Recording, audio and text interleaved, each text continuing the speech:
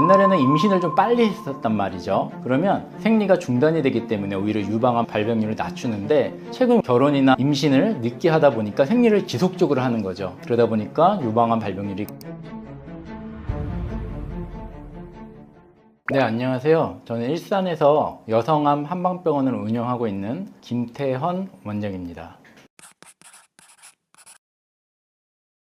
네, 다만 정확히 말하면 모든 암이 젊은 층에서 다 늘어나는 건 아니고요. 일부 암종에서 젊은 연령대의 증가가 분명히 관찰되고 있습니다. 요즘 20, 30대 암 환자 이야기를 예전보다 자주 듣고 있긴 한데요. 의학적으로는 보통 50세 미만에서 생기는 암을 조기 발병암이라고 부르고요. 근데 중요한 것은 모든 암이 똑같이 늘어나고 있는 건 아니에요. 특히 젊은 연령대에서 대장암, 여성들은 유방암 좀 늘고 있고요. 반대로 좀 감소하거나 큰 변화가 없는 경우가 있기 때문에 무조건적으로 젊은 사람에게 폭발적 증가는 아니다 라고 말할 수 있고요. 또 검진과 진단 기술이 좋아져서 암 진단이 많아진 거 아니냐라는 의견도 분명히 있습니다. 하지만 대장암처럼 여러 나라에서 추세 자체가 변하고 있는 암도 있어요. 그래서 검사를 많이 해서 발견이 늘었다라고만 설명하기도 조금 어려운 건 있습니다. 제가 강조하고 싶은 거는 젊다고 해서 무조건 암이 아닌 건 아니다. 혈변이 계속되거나 설명하기 어려운 빈혈, 배변 습관 변화, 혹 같은 게 만져지면 그때는 꼭 병원을 가셔서 검사를 받아보는 걸 추천드리고 싶습니다.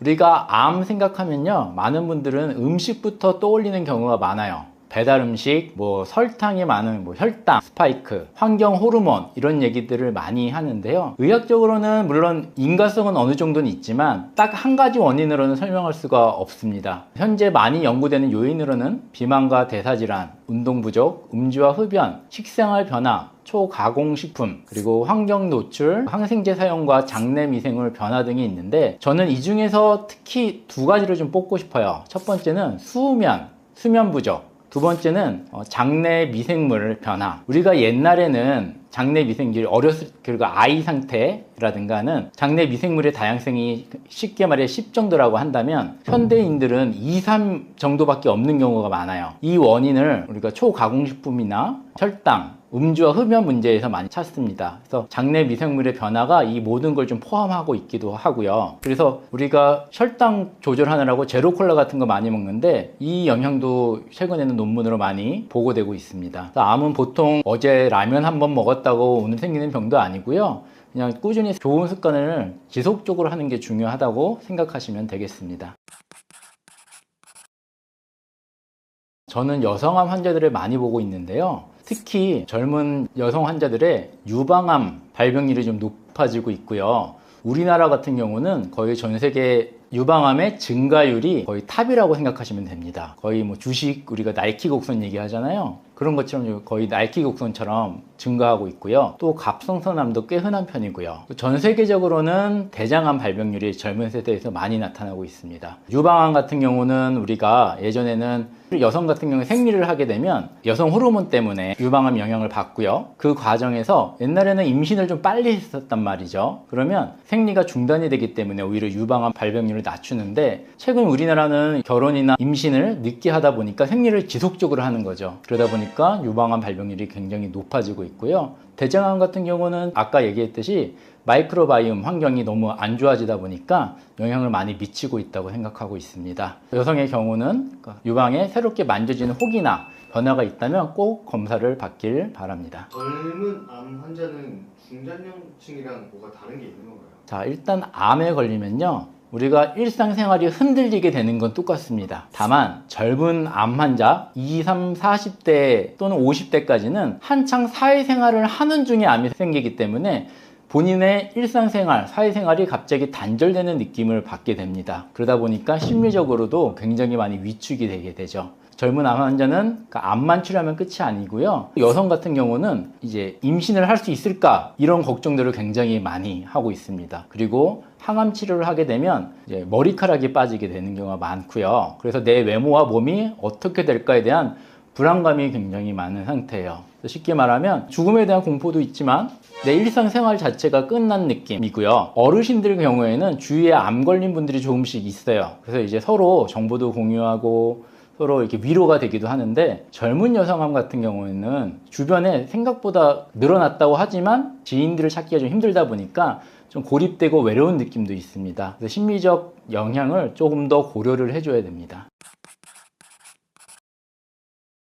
꼭 말씀드리고 싶은 연예인이 한 명 있는데, JYP 박진영 씨가 TV에 나와서 했던 말이에요. 좋은 거를 찾는 것보다 안 좋은 걸 안 하는 게 더 좋다, 이런 말을 했었죠. 저도 그 말에 적극 동의를 하는데요. 암에 좋다는 음식이나 영양제를 찾기 전에 첫 번째는 담배와 술 끊는 게 좋고요. 체중 관리, 그리고 적당한 운동이 좋겠고요. 가장 중요한 건 저는 역시 수면으로 보고 있습니다. 그리고 부가적으로 이제 건강에 관심이 생기면 브로콜리, 양배추, 비타민, 항산화제 같은 영양제를 먹을 수도 있겠죠. 그렇지만 이런 영양제 또 어느 정도는 도움이 될 수 있겠지만 생활 습관을 좀 케어해 주시는 게 좋아요. 저는 특히 담배, 흡연은 우리 전신에 있는 혈관을 축소작용을 하고요. 당연히 독성도 있고, 술 같은 경우는 독성학적으로는 정말 안 좋아요. 술이 너무 역사적으로 함께하는 게 오래됐죠. 어떤 연구 결과에서는 술을 단순히 독성학적으로만 보면 1년에 한 잔 마시는 것도 안 된다, 이렇게 주장하는 연구도 있습니다. 그리고 규칙적으로 움직이는 것, 그리고 그 움직임을 낮에 유지해 줘야 밤에 수면을 잘 자게 됩니다. 이런 생활 패턴을 유지해 주셨으면 좋겠습니다.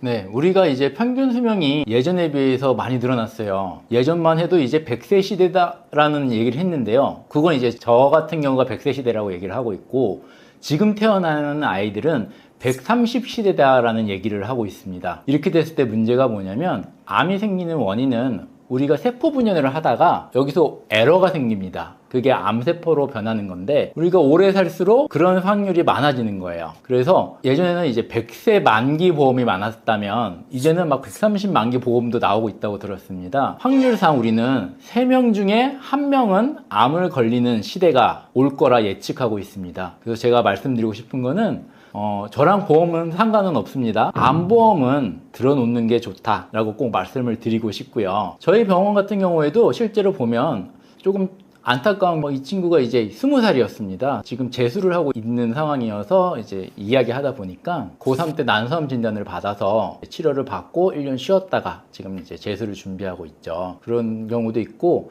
생각보다 갑상선암 같은 경우도 30대 분들이 수술 후에 한 1, 2주 정도 와서 이제 입원하는 경우도 있고요. 나는 이제 건강한데 왜가 아니고요. 우리는 이제 100세, 130세를 기다리는 시기이기 때문에 거기에 대비해서 미리 좀 암보험을 들어놓으면 그래도 좀 든든한 일상이 되지 않을까 싶습니다. 제가 지금 여태까지는 암에 관련된 얘기를 많이 했는데요. 크게 보면 사실 건강에 관련된 관점이기도 해요. 암도 건강이니까. 이 건강에 대한 논란이 항상 많은 것 같아요. 어떤 전문가는 이게 좋다, 어떤 사람은 저게 좋다, 어떤 사람은 이건 나쁘다, 이 헷갈린단 말이에요. 그래서 저는 어떻게 생각하냐면, 하나의 관점을 가지고 일관된 흐름을 가지는 게 중요한 것 같아요. 너무 여기저기에 흔들리기보다는 본인의 경험과 믿을 수 있는 전문가의 관점을 좀 잘 받아들였으면 좋겠고, 현대 과학기술, 의학기술이 너무 발전을 하면서 암 치료 능력도 늘어나고 수명도 늘어나고 있고요. 점점 옛날에 과거에는 아니었던 것이 지금은 반대로 바뀌는 경우도 많아요. 그리고 그 과정에서 요즘 한의학에 대해서도 논란이 좀 많은 걸 제가 알고 있는데요. 한의사로서는 너무 안타까워요. 침과 한약이 아직 해줄 수 있는 부분이 너무 많아요. 실제로 경험해 보면 이게 이렇게 좋아진다고 하는 경우도 꽤 많고요. 드라마틱하게 치료되는 경우도 많고, 이런 우리 일상생활에 불편한 부분들을 개선해 주기도 합니다. 한의학적인 치료도 같이 꼭 고려를 해보았으면 좋겠다라는 생각이 들고, 마찬가지로 물리치료사들, 이런 암치료나 림프도스, 그리고 관절 건강에 대해서 또 약사 선생님들도 좋은 유튜브들이 너무 많아요. 그런 것도 다 하나의 관점에서 잘 받아들이시고, 누가 한 명이 맞다라는 개념보다는 이런 관점에서 저렇게 얘기하는구나 정도로 이해하시면 좋지 않을까 생각합니다.